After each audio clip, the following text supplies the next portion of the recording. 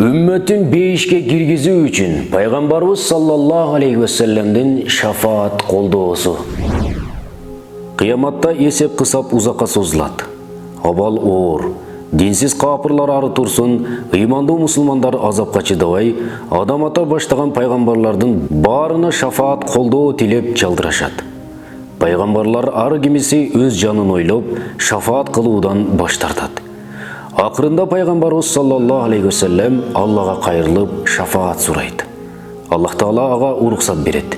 Бул окуя тууралуу пайгамбарыбыз саллаллаху алейхи ва саллямдын айтканын Хузайфа бин Яман жана Абу Хурайра радиаллаху анхумалар мынтип кеп салышкан. Аллах Таала калайыкты алдына чогултат.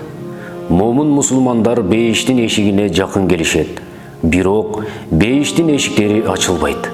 Алар адам атага келип, сиз адам заттын атасы эмес билеңиз. Аллах Тааладан бизге бейиштин эшигин ачып берүүсүн сураңызчы дешет. Адам ата, силер бейиштен ушул атаңардын кетирген катасынын айынан чыкпадыңар беле. Мен силерге жардам бере албаймын дейт.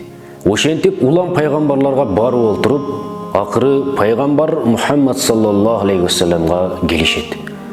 Пайгамбарыбыз саллаллаху алейхи ва саллям колун көккө көтөрүп, "Я Рабби, үммөтүмө шафаат кыл" дегенде бейиш эшиктери ачылат.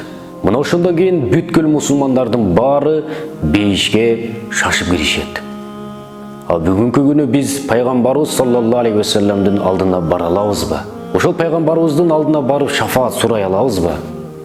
Мына ушул бизге маанилүү. Барыңыздарды пайгамбарыбыз саллаллаху алейхи ва саллямдын сүннөтү менен жашоого чакырып кетет элем. Вассаламу алейкум ва рахматуллахи ва баракатух.